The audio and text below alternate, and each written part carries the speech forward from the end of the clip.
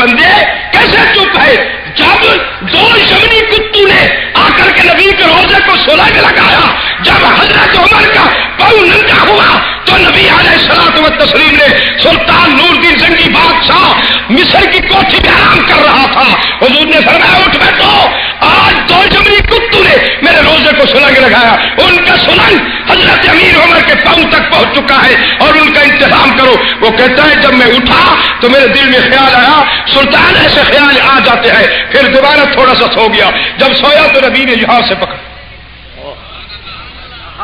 یہیں سے پکڑا، توجہ سے سنے، یہیں سے پکڑا اور اٹھا بٹھلایا اور فرمایا یہ دو ہے کتے، ان کی شکل بھی صحیح نے دکھلا دی۔ نور الدین زنگی بادشاہ لکھتا ہے کہ مجھے اگر خدا حشر کے میدان میں یہ کہہ دے کہ ان دو کتوں کو آپ پکڑ کے لاؤ جنہوں نے میرے محبوب کے روزے کو سلنگ لگایا تھا، تو میں حشر کے میدان سے بھی ان کو پکڑ کر خدا کے دربار میں پیش کر سکتا۔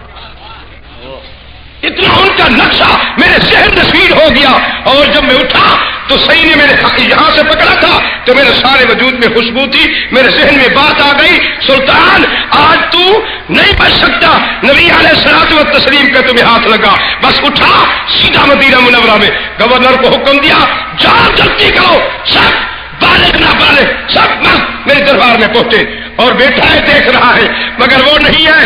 جب مدینہ منورہ کے اس گورنر نے اعلان کیا کہ پیارے ساری دنیا پہنچ گئی ہے، اب ایک آدمی مدینہ منورہ میں نہیں، فرمایا دیکھو کسی کونے میں کوئی ہو باقی؟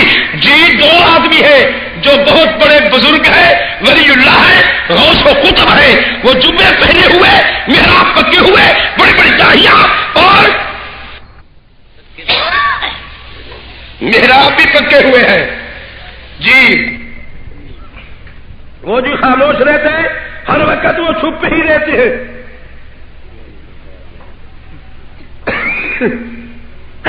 وہ نئے نہیں آئے ہوئے، سنو رحیم یار خان کی سرزمین والوں، 11 سال انہیں ہو گئے اور وہ ہر چھوٹے اور بڑے کے دروازے پر جاتے ہیں، چھوٹوں پر رحم کرتے ہیں، بڑوں سے اتنا پیار کرتے ہیں کہ ان کی محبت مرد عورتوں کے دلوں میں ایسی ہے وہ گھر کے بندوں کو چھوڑ سکتے مگر ان دو بزرگوں کو نہیں چھوڑ سکتے۔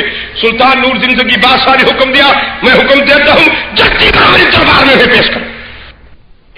100 قدم پر وہ تھے، آپ کی نگاہ پڑی، آپ نے فوج پولیس کو حکم دیا ان سنبھال ہوئے، جس کی مجھے تلاش تھی وہ ہاتھ میں آ گئی، وہی جبے وہی رنگ اور سیدھے چلے گئے ان کے خیمے پر۔ حاجیوں بڑے بام جبرائیل کہ اس طرف جو باہر کٹارا لگا ہوا ہے اس میں دری لگی ہوئی ہے نبی کے قدموں کے سامنے، اس میں اتنی ٹھنڈی سی بنی ہوئی ہے، وہ ہے ان کے سلنگ کی جگہ، وہاں ان کا خیمہ تھا، ان کو باہر کھڑا کیا۔ نور الدین زنگی بادشاہ خود چلے گئے اور ساری 83 کی جائے نمازیں پڑی تھی، ایک بہت بڑی جائے نماز تھی لکڑ کی، اس کے پیچھے بھی جائے نمازیں، اوپر بھی جائے نمازیں تھی، مگر سب کو اٹھائی سب کو پھینکا اور بیچ میں کپڑے پڑے تھے، کپڑے نکالے تو سلنگ نکلا ہوا۔ مگر کمال یہ دیکھیے اللہ کریم کی، وہ سلنگ لگاتے تھے رات کو مسکو میں مٹی اٹھا کر بہشتی گلی سے نکل کر جنت البقیع کے دروازے سے نکل کر خاتون جنت کی سرادی حضرت عباس کے سرادی وہ مٹی ڈالتے رہے۔ اللہ نے نبی کے کہو روزے کی اور مزار اقدس کی مٹی بھی ضائع نہیں ہونے دی۔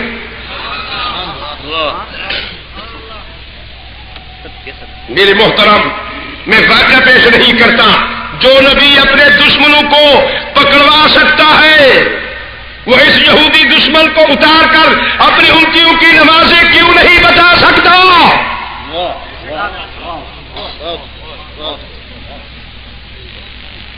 ادھر تو صحیح فرماتی ہیں کہ میرے امتی سن لے، میرے رب کا قانون ہے ان جہنم کانت مرصادا للطاغین مآبا لابثین فیہا احقابا۔ جو ایک نماز جان پوچھ کر میرا امتی چھوڑے گا تو اللہ کریم نے فرما دیا اسے 80 غوطہ جہنم میں دوں گا، ایک غوطے میں 2,88,00,000 سال تک جہنم کے اندر کھڑا رہے گا۔ ادھر سے تو نبی یہ فرماتے ہیں من ترک الصلاۃ متعمدا فقد کفر، وہ کفر تک پہنچ چکا ہے جس نے جان بوجھ کر نماز چھوڑ دی۔ اور ادھر تو نبی کے ہاں جائے، نبی کے ہاں یہودی چلے کھڑے ہیں، نہ خدا انہیں اتار سکتا پاکستانی مولویوں کے ذہن میں کیسے بات ہے؟ ان کے علم میں معلوم ہوتا ہے یہ خدا کے علم کے قائل بھی نہیں. کہہ دو خدا کے علم میں قائل بھی نہیں، کہو مصطفیٰ کے علم کے قائل بھی. یہ ڈگڈگی جھوٹی ہے جو انہوں نے رچا رکھی ہے. اگر یہ حاضر ناظر عالم الغیب نبی کو مانتے تو ٹٹی خانے میں نہ بیٹھتے. اور پھر میں آج آپ کو بما کے دوہر بتا دینا چاہتا ہوں. پچھلے سال ہم جب تھے تو حضرت مولانا خورشید احمد صاحب، مولانا شریف احمد احمد پور شرقیہ والوں کو یہ دونوں بات کر رہے تھے کہ ان یہودیوں کے پیچھے نماز نہ پڑھو. سادے لوگ مسلمان پاکستان کے انہوں نے چند سوالات کیے اور انہوں نے کہا کیسے یہودی ہے؟ انہوں نے جواب دیا کہ بھائی بیت المقدس پر یہودیوں کا قبضہ نہیں ہے. تو ہم نے انہیں بتایا تھا تم کہہ دینا کہ وہاں نبی کا روزہ ہے، نبی موجود ہے. بس ان کا آخری جواب نہیں ہے تو اور کوئی جواب نہیں دے سکتے. جب وہاں نہیں ہے تو یہاں تو لکھا ہوا نبی کی سرادی کہ ماں بین بیتی و منبری روضۃ من ریاض الجنہ. نبی نے فرمایا یہ منبر، یہ مسجد نبی کا مخصوص احاطہ، یہ میرا گھر، یہ ریاض الجنت کا ٹکڑا ہے.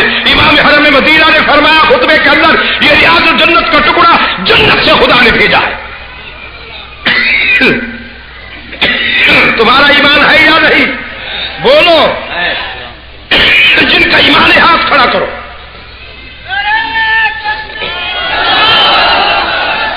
بہت اچھے. آپ لوگ خدا کو مانتے ہو، خدا کی ذات کو بھی، اس کے فیصلے کو بھی مانتے ہو؟ پڑھ لوں ایک آیت. فرمایا بسم اللہ الرحمن الرحیم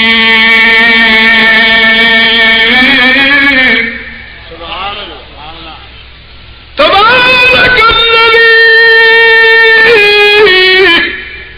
بیدہ الملک وهو على كل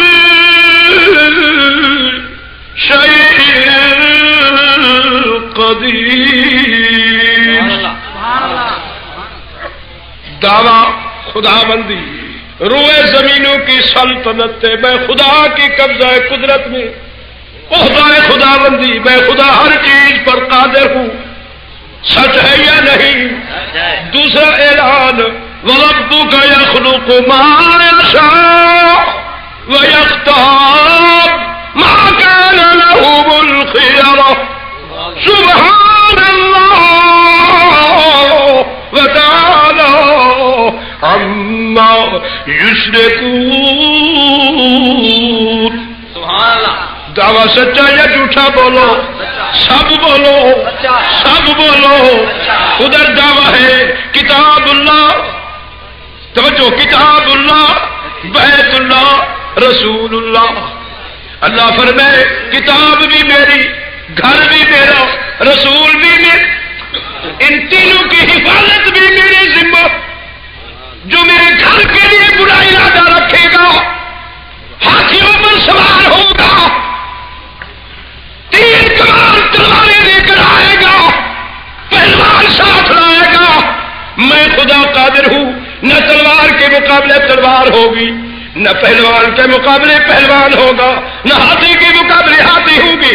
الم تر کیف فعل ربک باصحاب الفیل الم یجعل کیدہم فی تضلیل وارسل علیہم طیرا ابابیل ترمیہم بحجارہ من سجیل. اللہ رب بچ کے من سجیل فجعلہم کعصف مأکول.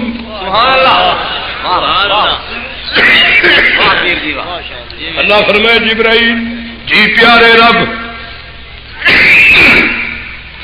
اگر ان پہلوانوں کے مقابلہ میں پہلوان کھڑے کر دوں، ہاتھیوں کے مقابلے ہاتھی کھڑے کروں، تلوار کے مقابلے تلوار لڑاؤں. اللہ فرمائے کل کوئی ناول پڑھنے والی قوم، دہریت دماغ رکھنے والی قوم کا فرد وہ موسیٰ کے دامن سے پکڑے گا.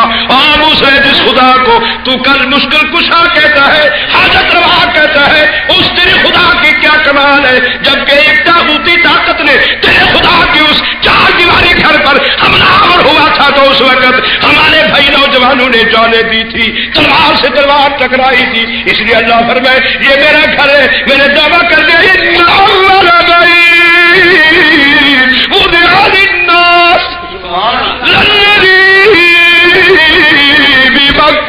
مبارکا وہدی للعالمین۔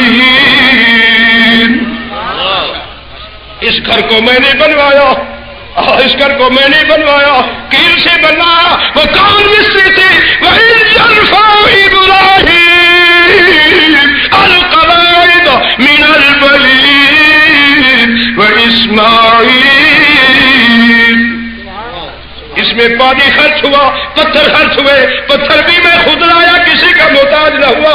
جب پانی کی ضرورت پڑی تو اسماعیل کے پاؤں کے نیچے چشمہ پانی کا جاری کر دیا۔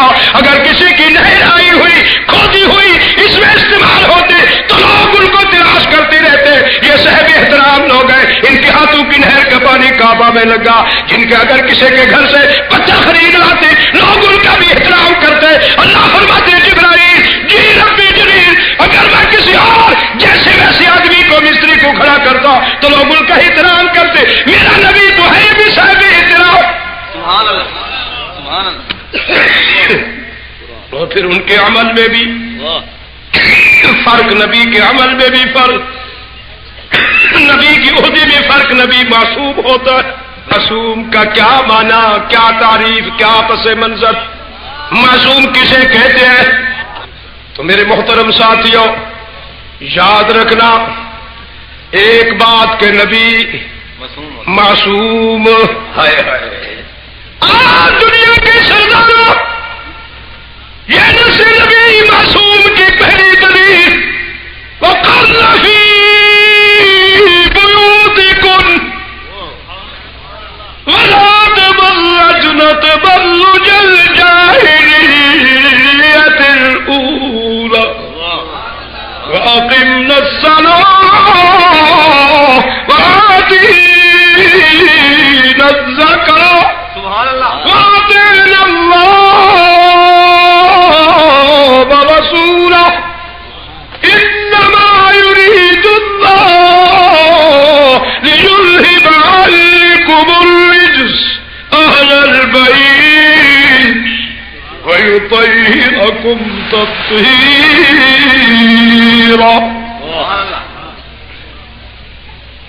ہے میرے رب، ہے میرے رب۔ معصوم کی تعریف اللہ فرمائے نبی، جس نبی کو میں نے معصومیت کا عہدہ دیا، یہ میرا ایک ہے دعویٰ، دوسرا ہے پہرا دعویٰ یہ ہے کہ میرے نبی معصوم کے دل میں گناہ کا ارادہ ہوتا نہیں، گناہ کا ارادہ میرا معصوم نبی کر سکتا نہیں، یہ میرا ہے دعویٰ۔ اور اس کے ساتھ ہے پہرا، میں خدا گناہ کو اپنے معصوم نبی کے قریب آنے دیتا نہیں۔ سچ ہے، دعویٰ بھی سچا، پہرا بھی سچا۔ جزاک اللہ۔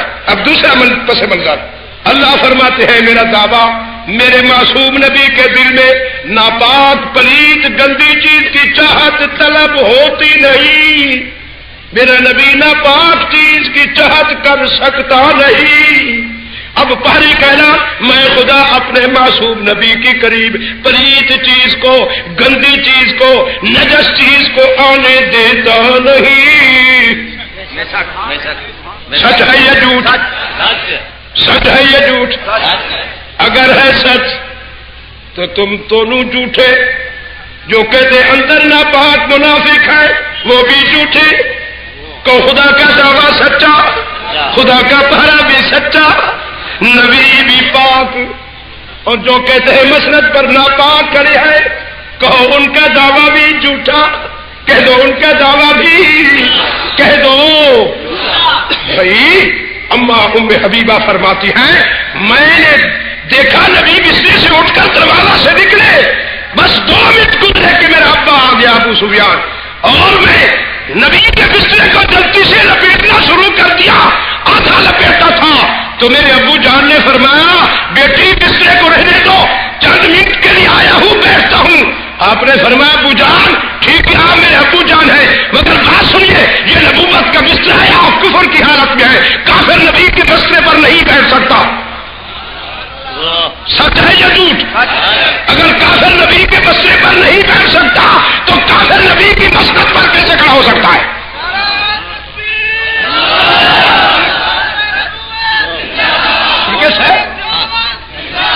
سنو، جب اللہ کریم نے اعلان فرمایا کہ میرے بارے کا اعلان ہے کہ میں کسی بڑی چیز کو محبوب کے قریب نہیں آنے دوں گا، جبکہ زراری لوگوں نے، منافقوں نے، کافروں نے، مومنوں پر الزام لگانے والوں نے، نبی کی آبرو کے دشمنوں نے ایک مسجد بنائی، وہ نبی کے سامنے آ بیٹھے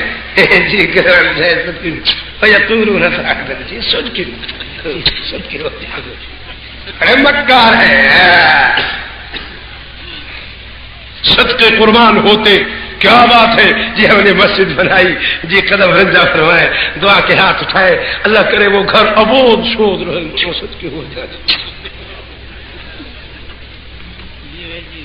سید الکونین رحمت دو عالم نے سن لی بات، یہ نبی کا عہدہ نہیں ہے، یہ عہدہ ہے کہ نبی ہر کسی کی بات سنتا ہے، فیصلہ نہیں دیتا، فیصلہ اوپر سے آتا ہے۔ اسے نبی کہتے ہیں، کہہ دو اسے نبی کہتے ہیں۔ سنتا ہے، گھر والوں کی بھی سن لے، باہر والوں کی بھی سن لے، اپنوں کی بھی سن لے، غیروں کی بھی سن لے، مگر جواب فیصلہ نہیں دیتا، فیصلہ وہاں سے آتا ہے۔ کیوں؟ قرآن فرمایا بسم اللہ الرحمن الرحیم وما ينطق عن الهوى إن هو إلا وحی یوحی۔ سید الکونین رحمت دو عالم اللہ کے پیارے محبوب اپنی مرضی منشا سے فیصلہ نہیں دے سکتے۔ اللہ فرماتے جب تک میری طرف سے وحی نہ آئے، اطلاع نہ آئے، میرا نبی کوئی فیصلہ نہیں دے سکتا۔ سید الکونین نے ان مکاروں کی بات تو سن لی، فرمایا غزوات پڑھا، ہماری تیاری ہے، جا رہے ہیں سیمان، صحابیوں نے باندھا ہوا ہے، اب واپسی پر آئیں گے۔ دعوت دی تھی وہ مسجد ہے، والذین اتخذوا مسجد الزرارا۔ واہ میرے ربا، واہ میرے ربا، قربان چاہے تیری ذات پر، واقعی تو محب ہے اور روزے والا، شخص گنبد والا تیرا محبوب ہے۔